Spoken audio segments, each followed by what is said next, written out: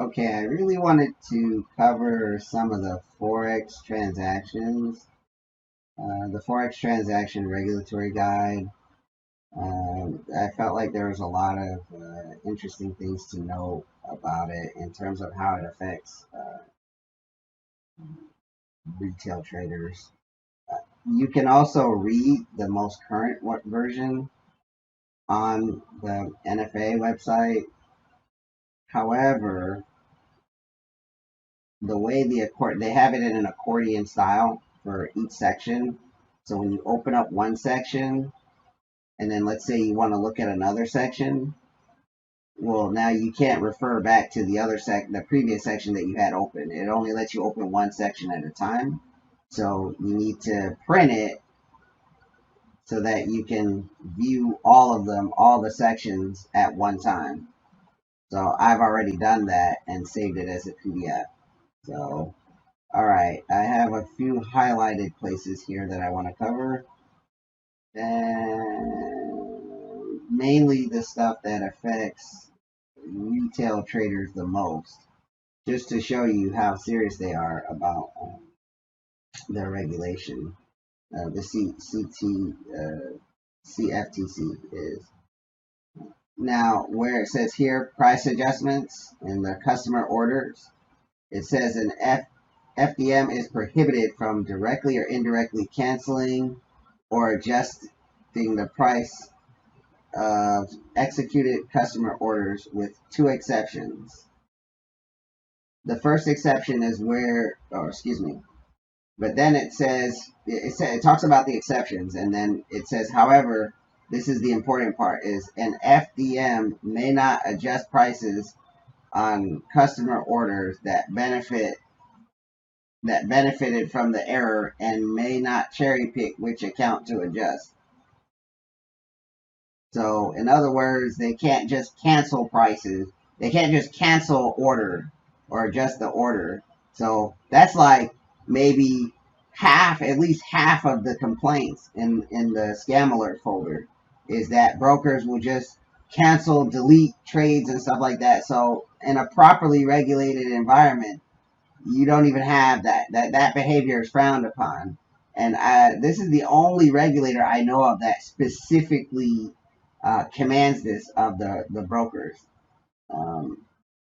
Here's another section here. Then it talks about and talking about the exceptions. It says that an FDM that adjusts an executed customer order based on an adjustment by a counterparty must provide notice to the affected customer within 15 minutes of the customer order having been executed.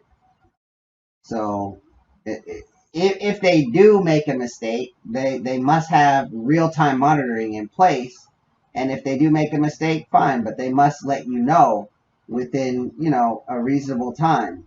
They can't come back a week later, 2 weeks later, even the next day and just be like, it's, what we quoted you before wasn't correct. So again, the regulator is really putting it on the brokerage to make sure that their platform is streaming correct prices, because investors are making their trading decisions based on those prices. So you can't just give them one price and then take it back later.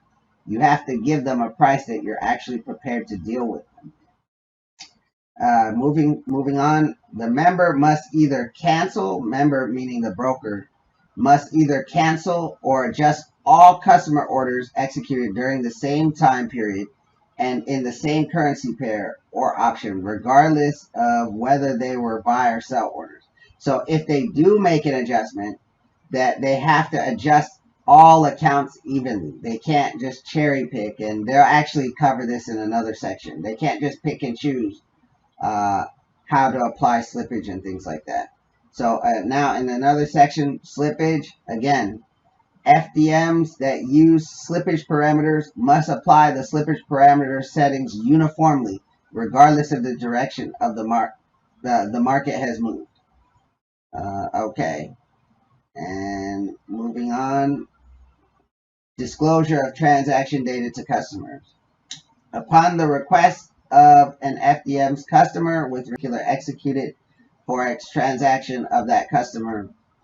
An FDM must provide the customer within 30 minutes of the customer's request with certain transaction data for the 15 Forex transactions that occur immediately before and after in the same currency pair of the customer's transaction. All right, let's keep going. Oh, okay, record keeping. They talk about that the broker must keep a transaction record for the orders, and they make it so that pretty much whatever would be required of a futures exchange, things like a date timestamp with millisecond accuracy. This is actually disclosed in another area, all of the specific requirements, or some of them, but basically they're just reiterating here, like that the records have to be identical to what an exchange, what a commodities exchange would provide for their customers. So you have to provide an identical amount of details from the liquidity provider and how long it took to execute and things like that. So let's keep moving. Here, trade integrity, pricing. Customer, market, or limit orders must be executed at or near the price at which the orders from other customers during the same time period have been executed. Here, slippage. FDMs that utilize slippage parameters to execute orders must ensure that the slippage settings are applied uniformly regardless of the way the market has moved. So there it is. Again, now they talk here about the fee that's associated with the NFA's Forex Transaction Reporting Execution Surveillance System, or Fortress is the acronym for it. And they define an order segment, because all order segments have to be reported to Fortress. And an order segment is a record of any line of data associated with an order. Each of these is a separate segment.